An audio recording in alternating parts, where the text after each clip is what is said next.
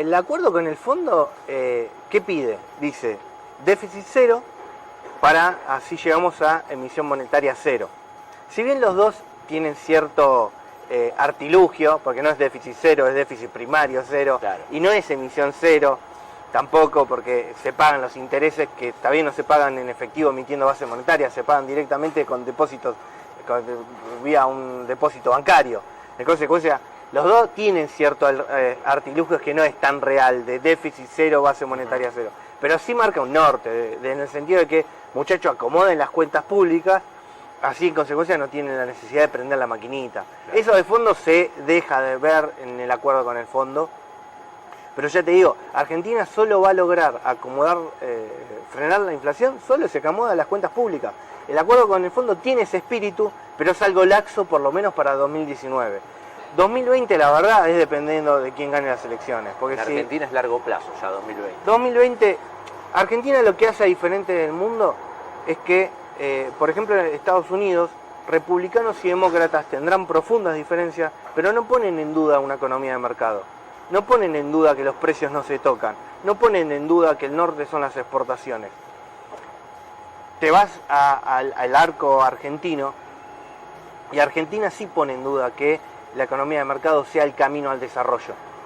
No por nada el peronismo habla de combatir el capital, ¿no? En consecuencia te hace de que, y de dónde venimos, de tanto coquetear con Venezuela a punto tal de que ya no teníamos ninguna relación comercial con muchos de los países a los que Argentina históricamente está vinculado, ¿no? Claro. Argentina tiene todas raíces españolas e italianas y no obstante nos gusta coquetear con Venezuela y con Irán, ¿no? Entonces ahí es el choque, de que Argentina pone en duda lo básico, que cosas que el mundo ya no pone en duda desde que cayó el muro de Berlín.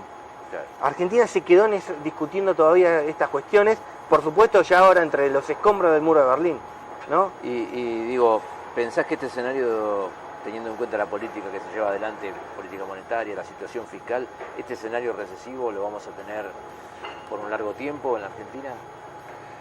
Mirá, este año todavía son las esquirlas de la implosión del gradualismo, que es lo que intentó contener la herencia recibida, ¿no? Sí, sí, sí. Porque tampoco hay que poner en duda quién prendió la bomba y quién intentó apagarla, ¿no? Claro. Porque la bomba haciendo tic-tac la dejó el peronismo y el kirchnerismo. El Cambiemos tiene la culpa de que cortó el cable equivocado, no tengo duda. El gradualismo no era el cable que había que cortar, pero la bomba haciendo tic-tac te la dejó el peronismo. En consecuencia, es la crisis que está viviendo hoy en la Argentina es la combinación de ambos, pero el que prendió la bomba, no hay que discutir quién prendió la bomba. No hay duda que el gradualismo no era el cable a que cortar, y hoy vivimos esa crisis, de que no sabemos a quién echarle la culpa, ¿no? De 8 años de estancamiento económico. Argentina la última vez que creció fue minutos antes de poner el cepo. Eso hasta ahí llegó a crecer. 2011 te estoy hablando. El esquema de tan mentado y tan promocionado de metas de inflación en su momento también es parte de esta ingenuidad, esta visión equivocada de Cambiemos, de pensar que junto con el gradualismo íbamos a poder dominar ciertas expectativas inflacionarias, ir menguándolas. Sí. Para este país era una ingenuidad montar un esquema así. Mirá, lo que era una ingenuidad, si querés, era poner metas de inflación y no cortarle a la maquinita, porque eso es lo que hacía Cambiemos y gradualismo en particular, porque hablaba de metas de que te decía, de que si yo tengo meta de inflación los agregados son endógenos, pero tomaba dos decisiones que son exógenas, financiar al tesoro, que es exógeno, y comprar reservas, que es exógeno, y los dos implican la mayor parte de la creación de dinero. En consecuencia te decían que los agregados eran endógenos, pero lo principal motor era exógeno. En consecuencia, ahí está el error, de que creer de que si vos no cortás dándole a la maquinita podés tener metas de inflación. De hecho, el fondo, ahora estamos en un nuevo esquema que dicen, no muchachos, a ver, paren de emitir. Lo que para el fondo dijo, paren de emitir, dejen de financiar al tesoro, dejen de comprar reservas, por eso el rango para que flote el dólar, el peso es más alto. Es un rango más amplio y debe ser más amplio, tan al punto tal que tiene que flotar directamente, como flota en el resto del mundo. ¿No es obligatorio comprar reservas cuando se pasa a la banda inferior? pero cuando ocurrió salieron a hacerlo. Pero ahí hay otro error dentro del nuevo esquema. Que en el primer trimestre no tiene grandes consecuencias. Si lo haces ahora cuando venga la cosecha, en el segundo trimestre sí va a tener consecuencias inflacionarias e importantes. ¿Por qué? Porque quieras o no, ahora que baja el dólar, va y prende la maquinita ahora para comprar dólares. Hicieron para comprar. Lo cual es un error. Porque vos podés volcar pesos al mercado desarmando todo el stock del ELIC. Claro. O sea, si querés volcar pesos al mercado para que no caiga el dólar, desarmá todo lo que tenés en el placar que te quedó del stock del ELIC. Lo volcás al mercado y el dólar no te va a bajar. Otra bomba esa, ¿no? LEVAC, LELIC. Bueno, sí, las LEVAC, LELIC, todo eso, se achicó esa bomba de 70.000 millones de dólares que era el stock de LEVAC. Ahora explosión mediante, las LELIC son 20.000. Buena noticia que no aumenta el stock, porque es una decisión de política económica, que no aumenta el stock del ELIC, está clavado en 20.000 millones de dólares, pero aún así puede bajar ahora. Si aumenta la demanda de pesos, en vez de prender la maquinita comprando dólares, lo que hay que hacer es bajar la tasa de interés desarmando el stock del ELIC, lo cual tiene la oportunidad que en el primer trimestre no tiene gran impacto, es simbólico, si querés, no tan simbólico, porque emitieron 20.000 millones de dólares, 20.000 millones de pesos solo en enero, pero ojo que si haces esto mismo en el segundo trimestre, cuando llegan los dólares de la soja, vas a estar emitiendo muchísimo más si querés que no se caiga el dólar. Claro. Entonces hay una combinación. Igualmente Argentina en un año electoral todo el mundo se dolariza, ¿no? Después discutir un programa de desarrollo en el medio del incendio, la verdad que se hace difícil. O sea, Cambiemos cuando llegó lo único que tenía que hacer era apagar un incendio, ¿no? Apagamos el incendio y después vemos que discutimos. Claro. No logró ni apagar el incendio, ese también fue el problema, ¿no? De que por eso decimos que muchos analistas dicen que no hay un programa de largo plazo. Sí, puede ser, no lo hay, porque todavía se está apagando el incendio. De hecho, que estemos en un acuerdo con el FMI de 50.000 millones de dólares, te habla que la dimensión del incendio todavía sigue siendo muy grande. Claro, claro. Y justamente, digo, pensando en el mediano plazo de la Argentina, ¿te preocupa el horizonte de vencimiento de deuda que a partir del 2022 empieza a incrementarse lo que son los intereses, ya sí, sin el dinero del fondo aparentemente? A ver, sí. Mucho del gradualismo, también el gradualismo implicaba tapar todo con deuda. Sí. Y eso hizo de que, y eso también era lo inconsistente del gradualismo, de que al final no estaba solucionando los problemas como el de Pizarrón decía. Supuestamente el gradualismo de Pizarrón, hoy teníamos déficit cero casi, para este año.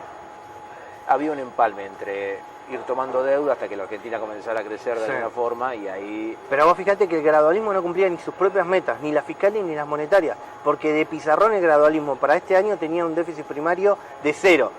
Claro.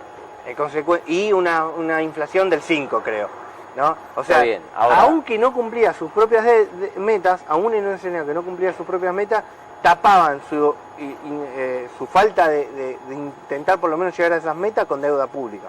Lo cual tomaron 80.000 millones de dólares solo contra privados y ahora contra el FMI unos 50.000.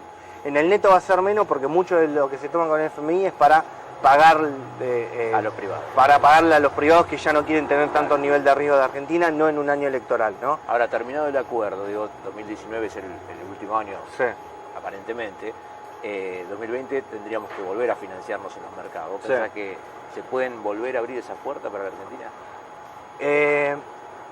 Sí, yo creo que sí.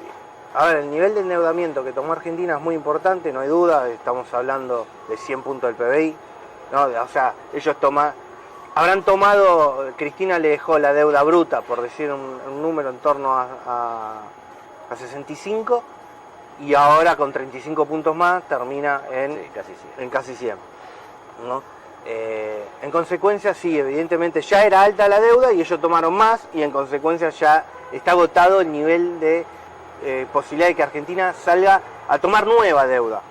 Lo que sí, si viene un gobierno pro mercado, uno de que hable de intentar insertar la Argentina al mundo, de intentar poner las exportaciones como motor de crecimiento, ¿no? Lo que a Argentina en un momento le hizo grande y lo que genuinamente le va a permitir pagar la deuda.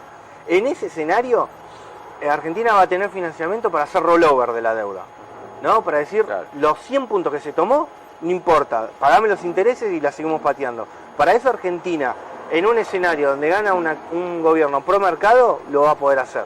Ahora, si gana un gobierno que no es pro mercado, y obviamente ahí está dentro el kirchnerismo, no va a tener financiamiento, no solo de los privados, tampoco va a tener financiamiento del FMI.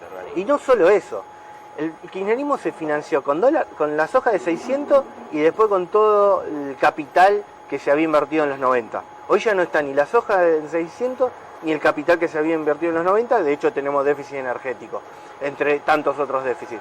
O sea que el kirchnerismo, un potencial vuelta del kirchnerismo va a generar a que no tiene ni financiamiento, ni de deuda, ni de capital, ni soja en 600. Así que ojo que se enfrenta a una situación de que ni el kirchnerismo va a poder hacer populismo. Claro. La inflación en Argentina es la consecuencia del aumento constante del gasto público y darle a la maquinita para poder financiarlo. De esa historia solo hubo un paréntesis que fue la convertibilidad. Sí. Pero la convertibilidad no achicó el déficit público. Lo que hizo fue apagar la maquinita y prenderla y empezar a tomar deuda, lo cual terminó todo en el 2001. Y después, ahora el déficit fiscal es tan grande que Macri, estos 3 años de gobierno que tuvo, no solo se financiaba con la maquinita, sino también tomando deuda. O sea, eso te demuestra que los déficits fiscales el déficit fiscal era gigante. Para poner un número, Cristina cuando se fue dejó un déficit fiscal de 7 puntos del PBI. Macri, antes de tocarle el timbre al FMI, el déficit fiscal eran 6 puntos del PBI. El FMI para este año electoral dice bajalo a 3. 3 es el máximo tolerable dentro de la Unión Europea. Claro. Es decir, Argentina, aún haciendo un esfuerzo fiscal, está en un déficit fiscal máximo tolerable para estar dentro del euro.